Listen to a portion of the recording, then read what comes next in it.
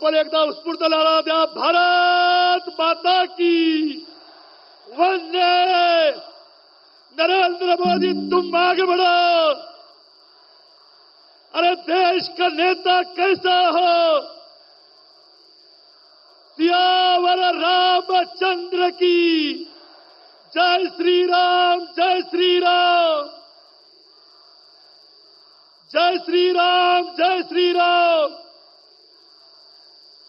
यानंतर आपल्या नांदेडचे उमेदवार प्रतापराव पाटील चिखलीकर आणि हिंगोलीचे उमेदवार बाबुराव कदम कोहळीकर हे आदरणीय प्रधानमंत्री महोदयाचं विठ्ठल रुक्माईची मूर्ती देऊन त्यांचं मोदी मोदी मोदी मोदी.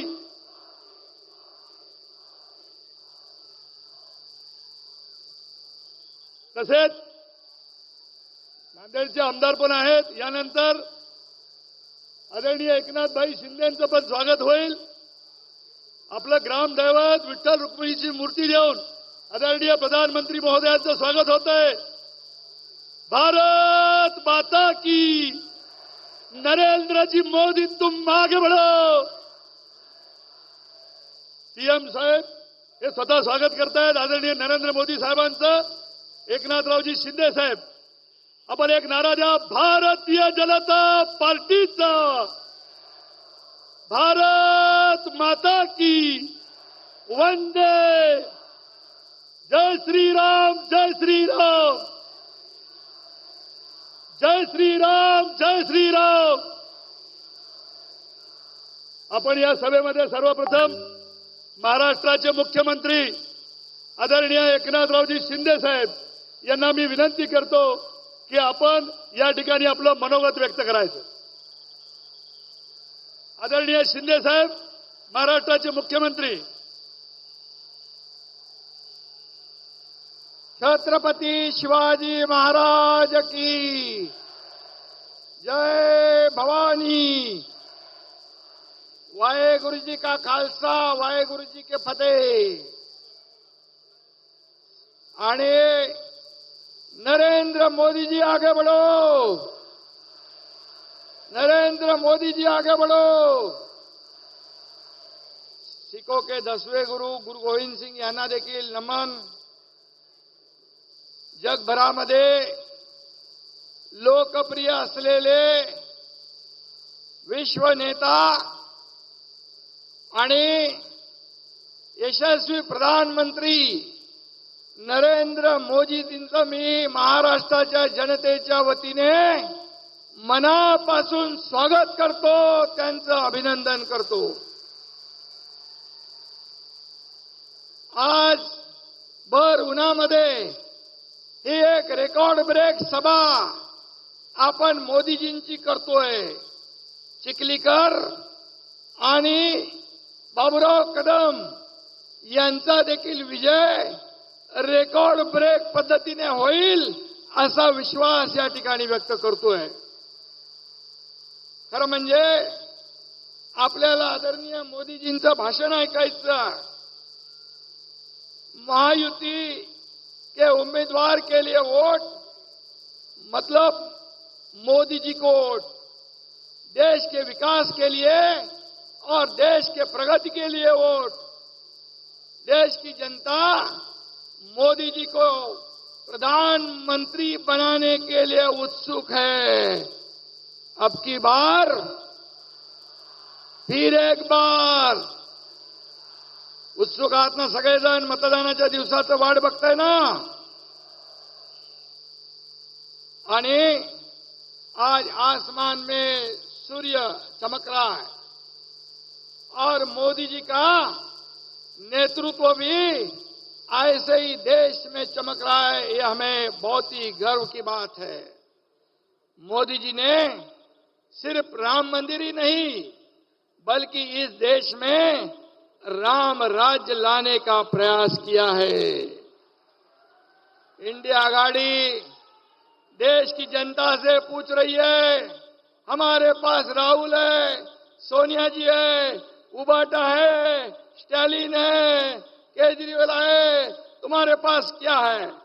उस पर देश की जनता जवाब देती है, मेरे पास मोदी गारंटी है। ये फर्क है। विश्वास का दूसरा नाम है मोदी गारंटी। अभी समाज में, देश में, राज्य में दूसरी कोई गारंटी नहीं चलती है। क्या चलती है? मोदी गारंटी। और कांग्रेस ने गरीबी हटाओ का नारा दिया। गरीबी तो नहीं हटी, गरीब हट गया।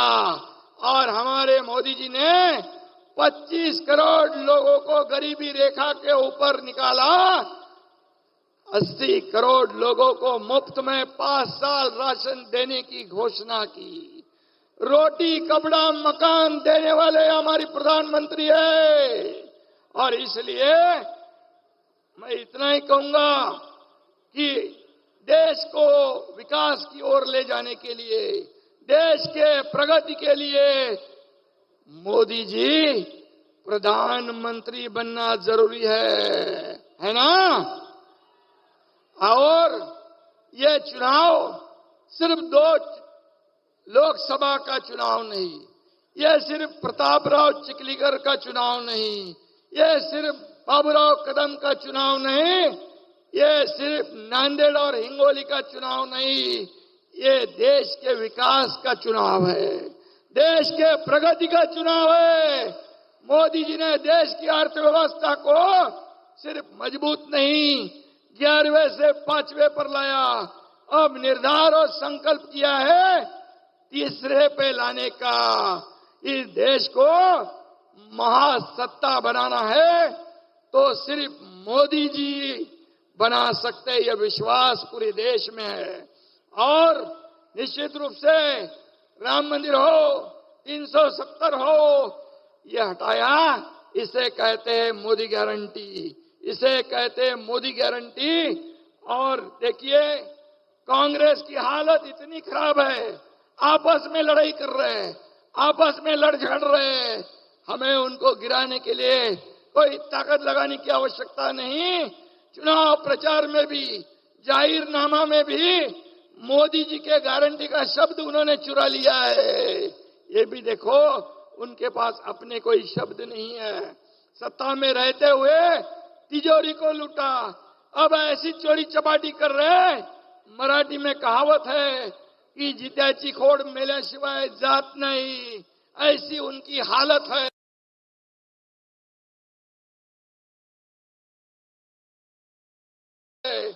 गांधी परिवार को अपनी पारंपरिक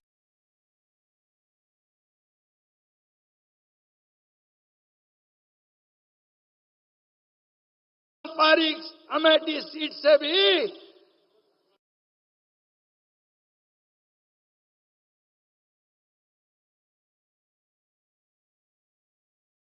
जीतने की कोई गारंटी नहीं है। इसलिए वो इधर उधर भाग रहे। और जिसे अपने जीतने की गारंटी नहीं, वो देश की क्या गारंटी दे सकता है, ये भी ये देशवासी सोच रहे हैं। और इसलिए राहुल गांधी को प्रधानमंत्री बनाने का सपना कांग्रेस का है, लेकिन देश की जनता सपने में भी राहुल गांधी को प्रधानमंत्री नहीं बनाएगी। क्योंकि एक तरफ मोदी जी, ये देश के विकास पुरुष, देश को आगे ले जाने वाले, देश की प्रगति करने वाले, दुनिया में देश का नाम रोशन करने वाले, और दूसरी तरफ खुद को जीतने की गारंटी नहीं, विदेश जाकर हमारे प्रधानमंत्री जी का बदनामी करते हैं, देश की बदनामी करते हैं। ऐसे राहुल गांधी कभी भी इस देश के प्रधानमंत्री नहीं बन सकते हैं। ये किसी ज्योतिष को कहलाने की आवश्यकता नहीं है। मोदी जी ने तो इसरो के माध्यम से यहाँ पर चांद्रयान का यशस्वी लॉन्चिंग किया, लेकिन कांग्रेस ने कई बार राहुल गांधी का लॉन्चिंग करने की कोशिश की, लेकिन 50 साल हो गए, अब तो उनकी लॉन्चिंग नहीं हो सकी। ये तो दुर्भाग्य है।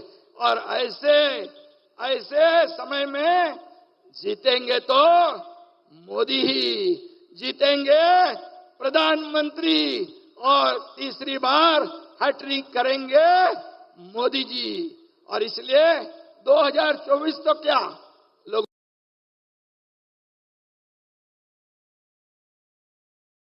ने तय कर लिया है। 2024 में जब मोदी जी ने लोगों की गारंटी ली थी, तो 2024 में हम पूरे देशवासियों ने, यह महाराष्ट्र ने मोदी जी को प्रधानमंत्री तीसरी बार बनाने की गारंटी ली हुई है।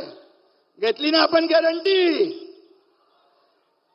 इंडिया आघाड़ी के पास अहंकार है, वो उनको विनाश की ओर ले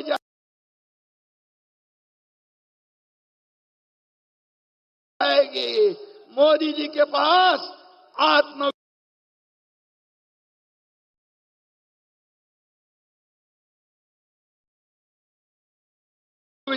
है, वो विश्वास विजय की तरफ ले जाएगा। और इसीलिए मैं कहता हूं, हमेशा मोदी जी ने अपना जीवन पूरा देश के लिए समर्पित किया है। एक भी छुट्टी 10 साल में नहीं ली। 10 साल के पहले 2014 में दंगे, घोटाले, भ्रष्टाचार, बम स्फोट हो रहे थे। अब मुझे बताओ, एक भी दंगल नहीं, एक भी बम स्फोट नहीं, एक ही भ्रष्टाचार का आरोप नहीं लगा सके मोदी जी के ऊपर। इतना साफ सुथरा हमारा प्रधानमंत्री है, ये बेदाग है और वो दागी है। और इसलिए लोग पूरी तरह समझ के वोट करेंगे।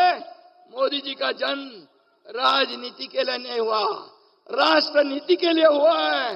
यह फर्क है कांग्रेस, इंडिया अलायंस और हमारे एनडीए भारतीय जनता पार्टी में। और इसलिए प्राण जाए पर वचन न जाए, ये मोदी जी की पहचान है। और इसलिए एक सिख भाई है यहाँ पर नांदेड़ में, बहुत बड़े पैमाने पर उनके साथ भी मोदी जी का अटूट रिश्ता है। ये तीर्थ दरबार साहिब जाने के लिए करतारपुर कॉरिडोर मोदी जी ने बनाया। गुरु गोविंद सिंह जी के वीर पुत्रों की स्मृति में वीर बाल दिवस कांग्रेस को याद नहीं आई, लेकिन मोदी जी ने बनाया वीर बाल दिवस मनाने की शुरुआत। और इसलिए मैं इतना ही कहूंगा, सिख बंधु को भी मोदी जी के ऊपर पूरा विश्वास है और मोदी गारंटी पर विश्वास है। मैं इतना ही कहूंगा। और फिर एक बार मैं मोदी जी का तहे दिल से, हृदय से महाराष्ट्र में स्वागत करता हूं। आपके मार्गदर्शन में महाराष्ट्र में कई सर्वांगीण विकास हो रहा है। सभी इंफ्रास्ट्रक्चर के प्रोजेक्ट शुरू है। अटल सेतु का उद्घाटन आपने किया, समृद्धि हाईवे का उद्घाटन आपने किया। जो महाविकास आघाड़ी ने प्रोजेक्ट रुकाए थे वो आपने शुरू किए, हमारी सरकार ने शुरू की। किसान, महिला, गरीब, युवा, सभी लोगों को यहाँ पर हम लोग न्याय देने का काम आपके मार्गदर्शन में कर रहे हैं। और इसीलिए मैं इतना ही कहूंगा कि जो 10 साल में मोदी जी ने काम किया है, वो 50-60 साल में कांग्रेस ने नहीं किया। अगले 100 साल में भी ये नहीं कर पाएंगे। इतना काम 10 साल में किया है। और इसलिए ये डबल इंजन की सरकार महाराष्ट्र में चारों तरफ विकास कर रही है, लोगों को योजना दे रही है, शासन अपलियादारी कर रही है, महिलाओं को, किसानों को, सभी लोगों को साथ में लेके जाकर विकास हो रहा है। और इसलिए मैं इतना ही कहूंगा कि ये विकास डबल इंजन की सरकार के लिए हो रहा है। और इसलिए लोग ने मन बनाया है इस बार पूरी तरह मोदी जी का साथ देने का। महाराष्ट्र की जनता ने मत बनाया है।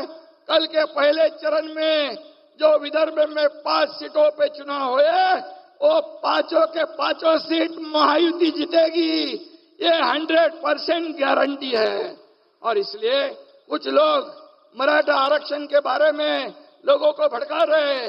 इतने साल मराठा आरक्षण नहीं दिया, लेकिन हमारी सरकार ने 10% मराठा आरक्षण दिया और कोर्ट में भी वो टिकाया है, उसको स्टे नहीं दिया है।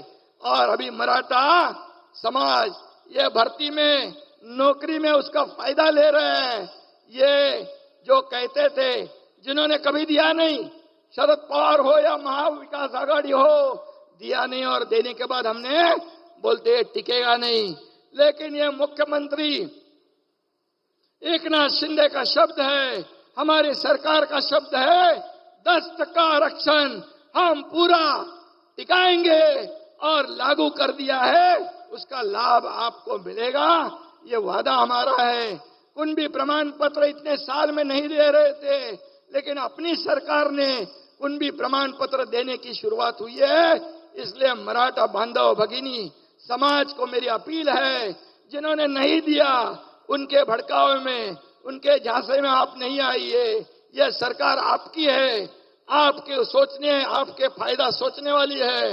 आपको आरक्षण, मराठा आरक्षण 10% दिया, वो ओबीसी को, अन्य समाज को कोई भी बाधा नहीं पहुंचाते हुए दिया है। इसलिए ओबीसी समाज भी और मराठा समाज भी आप ध्यान से, ये जो बीच में बिचौलिए आने वाले हैं भड़काने के लिए, उससे सावधान रहिए। इतना ही मैं कहूंगा।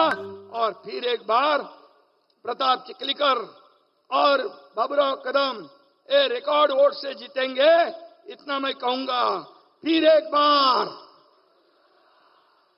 अब की बार,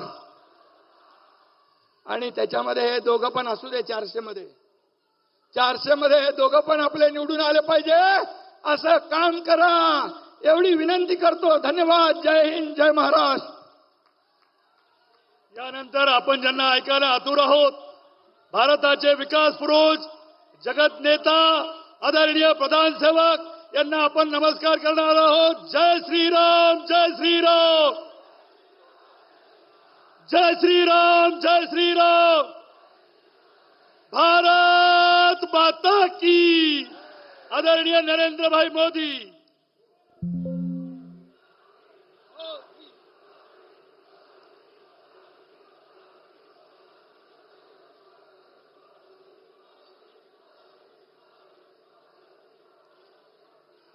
छत्रपति शिवाजी महाराज की,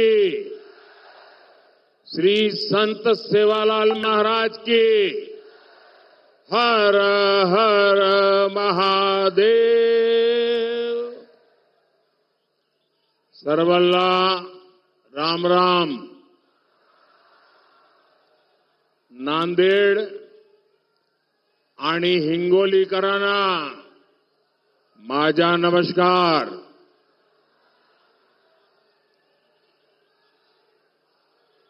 26 एप्रिलची तयारी झाली ना?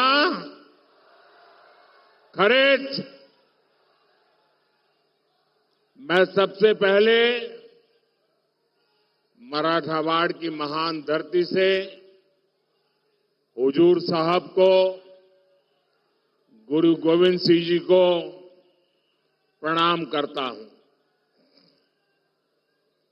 मैं रेणुका माता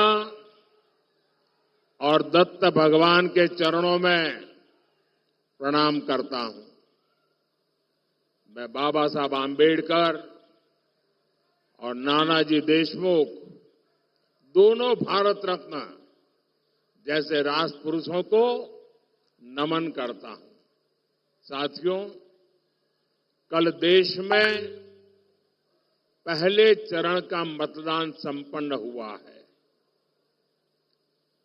मैं वोटिंग करने वाले सभी लोगों को और विशेषकर हमारे फर्स्ट टाइम वोटर्स को बहुत बहुत बधाई देता हूं और उनका आभार भी व्यक्त करता हूं। मतदान के बाद अलग अलग लोगों ने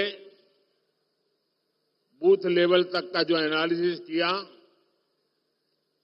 और जो जानकारियां मिल रही है उसे विश्वास पक्का हो रहा है कि पहले चरण में एनडीए के पक्ष में एक तरफा मतदान हुआ है।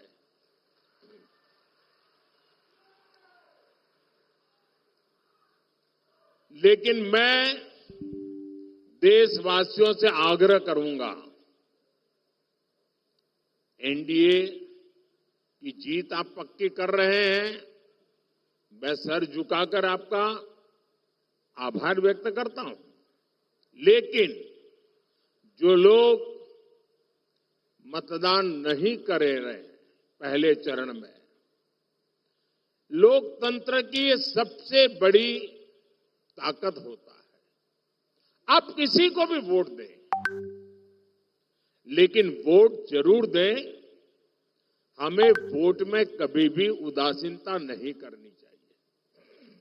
और ये बात सही है, गर्मी बहुत है, दिक्कतें भी हैं, शादियां भी हैं, कुछ इलाके हैं जहां किसान भी काम में हैं। फिर भी जब हम देश के जवान की तरफ देखते हैं, कोई भी मौसम हो, सीमा पर कितनी ठंड हो, बर्फ गिरती हो, कितना ही गर्मी हो, वो डटा रहता है। क्यों? देश के लिए। मैं मानता हूं मतदाताओं के मन में भी ये भाव होना चाहिए कि मैं मतदान किसी पर उपकार नहीं करता हूं, मैं मतदान करके मेरे देश का भविष्य पक्का करता हूं, मेरे देश के भविष्य को सुनिश्चित करने के लिए मतदान करता हूं। और इसलिए एनडीए के भव्य विजय की पहले चरण में साफ साफ आपका सहयोग के बावजूद भी लोकतंत्र के लिए मैं फिर आग्रह करूंगा कि भारी मतदान होना चाहिए। और मैं राजनीतिक क्षेत्र के सभी दल के कार्यकर्ताओं को कहूंगा, भले आपको लगता हो आज कि भाई अब चुनाव हारने वाले क्यों मेहनत करें, मैं उनको भी कहता हूं, लोकतंत्र के लिए मेहनत कीजिए। अरे आज नहीं तो कल, कल नहीं तो परसों, परसों नहीं तो नरसों, अरे कभी तो मौका आएगा। ऐसे निराश हो गए क्या बैठ गए हो?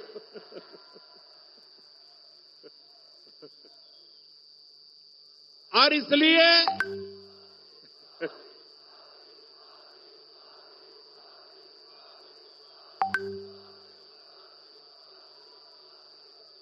इसलिए जिनकी हार सुनिश्चित है उनके कार्यकर्ताओं को भी मैं हौसला बुलंद करते हुए कहना चाहता हूं कि आप मतदाताओं को जरूर मतदान करने के लिए प्रेरित कीजिए, क्योंकि दुनिया के लोगों को, दुनिया में वोटिंग परसेंटेज बहुत कम होता है, भारत में जब इतना सारा वोटिंग परसेंटेज होता है उसका विश्व में प्रभाव होता है।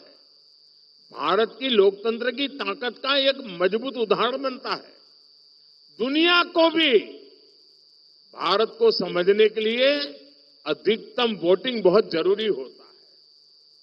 और आने वाले 25 साल तो विश्व में भारत के महात्म्य के वर्ष है, और इसलिए अधिक मतदान हमारी लोकतांत्रिक ताकत का परिचय देता है।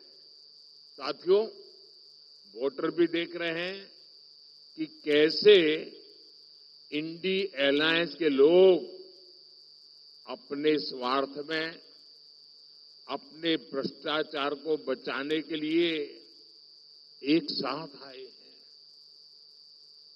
और इसलिए खबरें यही है कि पहले चरण में वोटर्स ने इंडी अलायंस को पूरी तरह नकार दिया है, क्योंकि मतदाता जब मतदान करने जाता है सोचता है भाई ये इंडी अलायंस वालों आखिर देश किसके हाथ में सौंपना है, कोई तो चेहरा बताओ, इतना बड़ा देश हम किसको सुपुर्द करें। कुछ तो बताओ, वो बता ही नहीं पा रहे हैं।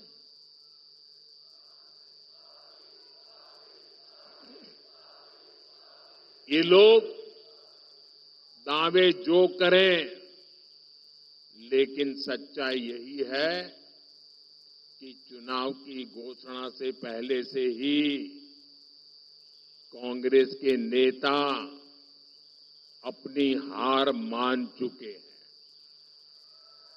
और इसलिए कुछ नेता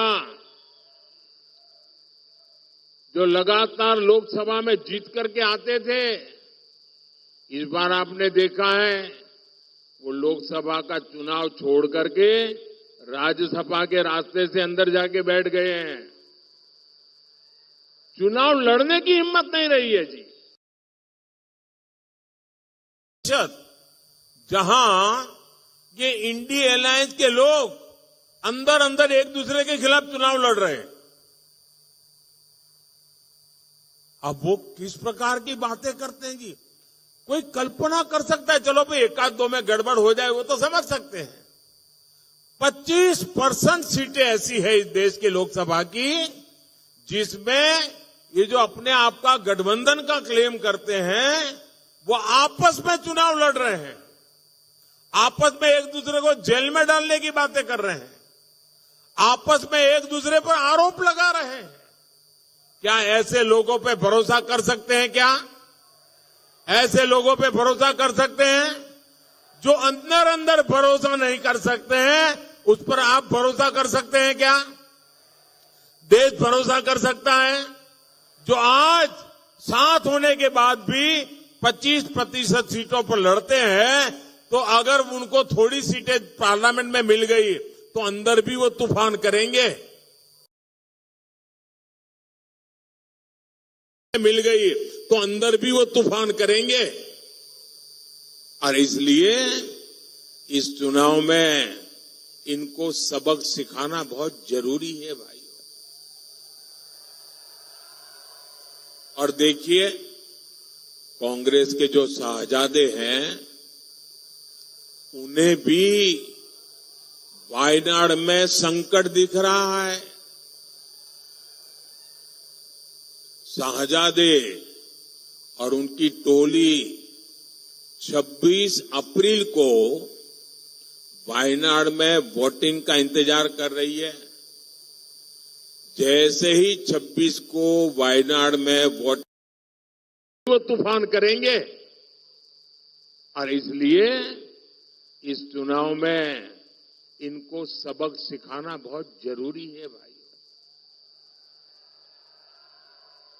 और देखिए कांग्रेस के जो शाहजादे हैं उन्हें भी वायनाड में संकट दिख रहा है। शाहजादे और उनकी टोली 26 अप्रैल को वायनाड में वोटिंग का इंतजार कर रही है। जैसे ही 26 को वायनाड में वोटिंग पूरा हो जाएगा, ये शाहजादे के लिए एक और सुरक्षित सीट घोषित कर देंगे और कहीं और से फिर से लड़ाना पड़ेगा उनको, क्योंकि उनके अलायंस के साथी भी एक दूसरे को गालियां दे रहे हैं।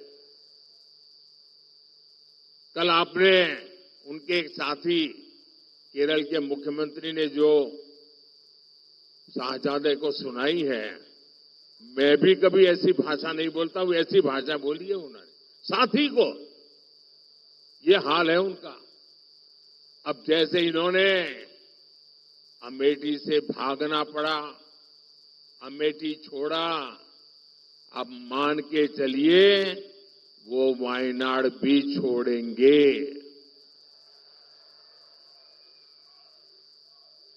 आप कांग्रेस का ये परिवार, आपको आश्चर्य होगा, आजादी के पहली बार स्थिति ऐसी बन रही है कि कांग्रेस का परिवार इस चुनाव में कांग्रेस को वोट नहीं देगा। खुद कांग्रेस को वोट नहीं देगा। ये हाल है इनका। क्योंकि जहां वो रहते हैं वहां कांग्रेस का उम्मीदवार ही नहीं है। अब ये ऐसी स्थिति कभी सोचिए आपने कांग्रेस की कि जिस परिवार के भरोसे कांग्रेस चलती है वो परिवार खुद कांग्रेस को वोट नहीं दे पाएगा। साथियों, आप देखिएगा, फिर एक बार साथियों, कांग्रेस गरीब, दलित, वंचित, मजदूर, किसान के विकास के सामने हमेशा दीवार बनके खड़ी है। आज भी एनडीए सरकार गरीब के लिए कोई काम करती है तो कांग्रेस उसका मजाक उड़ाती है। आजादी के 6 दशकों बाद पहली बार हमने करोड़ों गरीब महिलाओं को शौचालय देने का अभियान, लोग उसका मजाक उड़ाते थे। मैंने 50 करोड़ से ज्यादा गरीबों के पहली बार बैंक खाते खुलवाए। तब ये लोग कहते थे कि गरीब बैंक खाते को क्या करेगा। हम देश में डिजिटल इंडिया और यूपीआई जैसी टेक्नोलॉजी लेकर आए। तब कांग्रेस सरकार के एक बड़े मंत्री रहे हुए व्यक्ति कहते थे कि डिजिटल लेन देन अनपढ़ गरीबों के बस की बात नहीं है। जिस कांग्रेस पार्टी की सोच ही ऐसी हो, जिसको देश की जनता पर भरोसा ही न हो, उससे आप देश के विकास की उम्मीद कभी कर सकते हैं क्या? उन पर भरोसा कर सकते हैं क्या? ये लोग महाराष्ट्र और मराठवाड़ा की समस्याओं का कभी भी समाधान कर सकते हैं क्या? आपकी समस्याओं का समाधान कर सकते हैं क्या? साथियों, कांग्रेस ने दशकों तक महाराष्ट्र और खासकर विदर्भ और मराठवाड़ के विकास का दम घोंटने वाला का काम किया है। इस क्षेत्र में सूखे की स्थिति, पानी का संकट एक दिन में पैदा नहीं हुआ है। कांग्रेस के रवैये के कारण यहां किसान गरीब होते गए, जहां उद्योगों से जुड़ी संभावनाएं सूखती चली गई, मराठवाड़ के लाखों युवाओं को पलायन करना पड़ा। आपको इस स्थिति से निकालने के लिए एनडीए सरकार प्रतिबद्ध है। यहां एकनाथ शिंदे जी, देवेंद्र फडणवीस जी और अजीत पवार जी मिलकर किसानों के हित में काम कर रहे हैं। और अब तो एक क्षेत्र में और खुशी की बात है, अशोक जी भी हमारे साथ आ गए हैं। और मुझे याद है, मैं जब राजनीति में भी नहीं था और कभी मुझे लगता भी नहीं था मैं राजनीति में जाऊंगा, उस समय पुट्टपट्टी में साईं बाबा ने मुझे उनके पिताजी से परिचय करवाया। साईं बाबा का मुझ पर बहुत प्रेम रहता था और मैं उनके पिताजी के साथ लंबे वहां समय था तो काफी देर बैठा। इतने उच्च पदों पर रहने के बावजूद भी राजनीतिक जीवन में इतना लंबा सफल कैरियर रहने के बाद मैंने उनकी जो नम्रता, मैं तो बहुत छोटी आयु का था, सामान्य, मेरे राजनीति से कोई लेना देना नहीं था, लेकिन जिस प्रकार से प्यार से उनसे बातें करने का सौभाग्य मुझे मिला वो मैं कभी भी भूल नहीं सकता हूं। मैं हमेशा उनके व्यवहार में से आज भी कुछ न कुछ सीखने की कोशिश करता हूं और उनका पूरा परिवार आज हमारे साथ है। हम नांदेड़ के 80% से ज्यादा घरों में नल से जल आने लगा है। सिंचाई की समस्या के समाधान के लिए अपर पैन गंगा प्रोजेक्ट पर काम चल रहा है। यहां के किसानों को इसका बड़ा लाभ मिलेगा। हमारी सरकार ने फसल बीमा योजना के तहत किसानों को प्रीमियम से 5 गुना ज्यादा क्लेम दिलवाया है। किसान सम्मान निधि के तहत अकेले नांदेड़ के किसानों को ही 1300 करोड़ रुपए से ज्यादा मिले हैं। इस क्षेत्र में तो ज्वार, बाजरा बहुत होता है। हमारी सरकार ने इस मोटे अनाज को पूरे देश में एक पहचान दी है। उसके लिए पहचान दी है श्री अन्न। चाहे ज्वार हो, बाजरा हो, वो श्री अन्न का के साथ पहचाने जाए। और जब से ये काम शुरू किया है, दुनिया भर में लोगों का ध्यान हमारे श्री अन्न पर गया है, सुपर फूड के रूप में गया है और न्यूट्रिशन की दृष्टि से बहुत बड़ा ताकतवर संदेश गया है। और इसका भी बड़ा लाभ नांदेड़ के किसानों को मिलना तय है। साथियों, कांग्रेस के दिए हर जख्म का इलाज करना ये मोदी की गारंटी है। इस क्षेत्र को शक्तिपीठ एक्सप्रेस वे और समृद्धि महामार्ग जैसे वर्ल्ड क्लास रोड्स मिली है। लातूर की रेल कोच फैक्ट्री का लोकार्पण करने का सौभाग्य मुझे ही मिला था। उड़ान योजना के तहत नांदेड़ एयरपोर्ट को भी फिर से शुरू कर दिया गया है। पीएम आवास योजना के तहत यहां हजारों गरीबों को पक्के घर भी मिले हैं।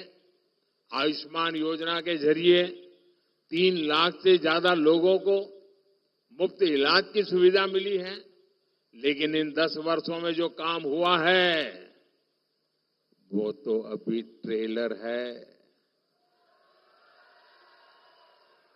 अभी तो हमारा बहुत समय कांग्रेस के गड्ढों को भरने में गया है।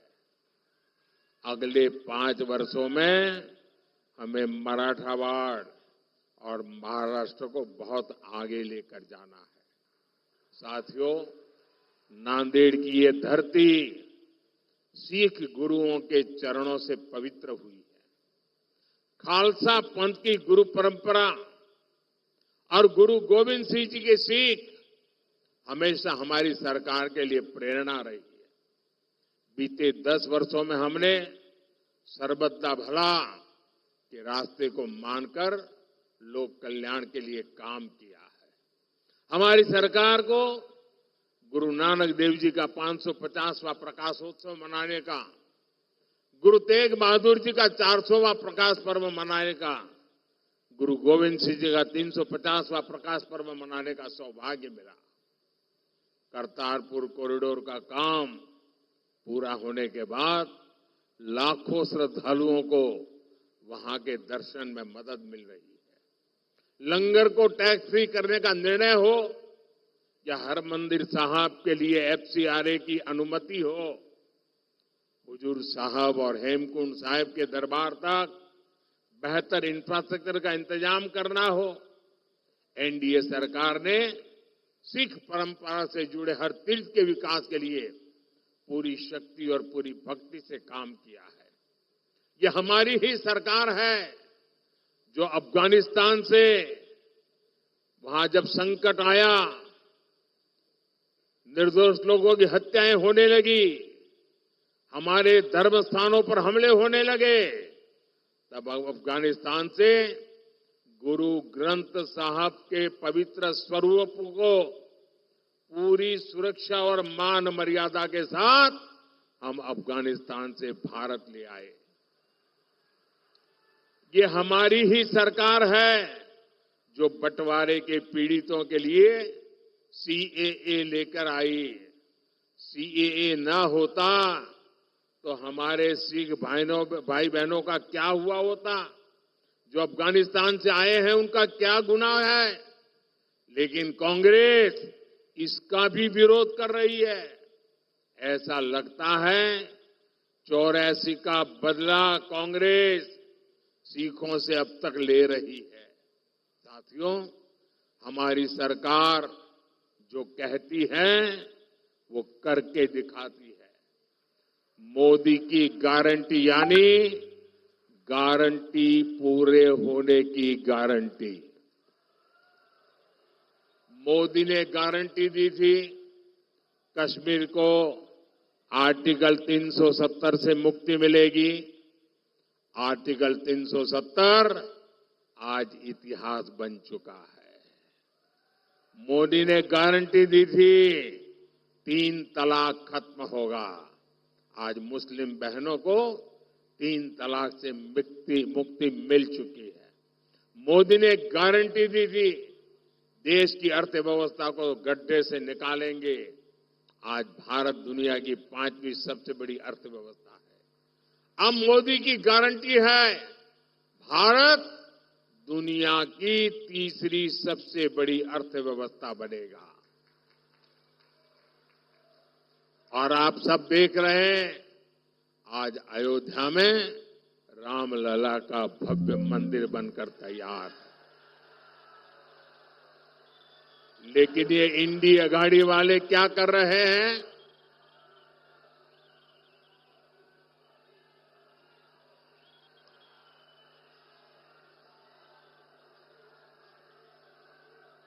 लेकिन ये इंडिया गाड़ी वाले क्या कर रहे हैं?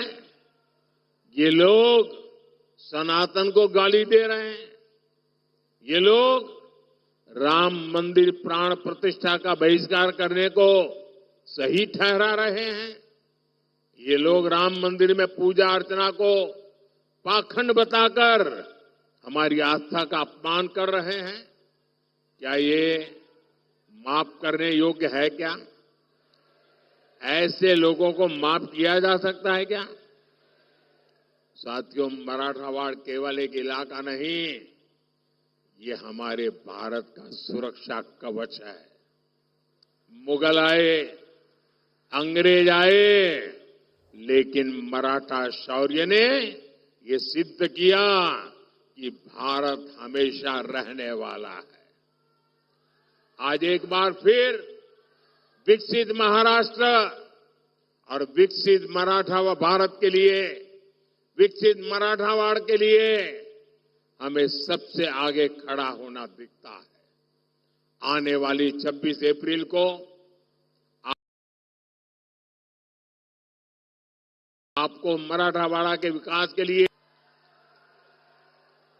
और हिंगोली लोकसभा से बाबूराव कोहलीकर, इनको रिकॉर्ड वोटों से जिताकर मुझे मजबूती करनी है।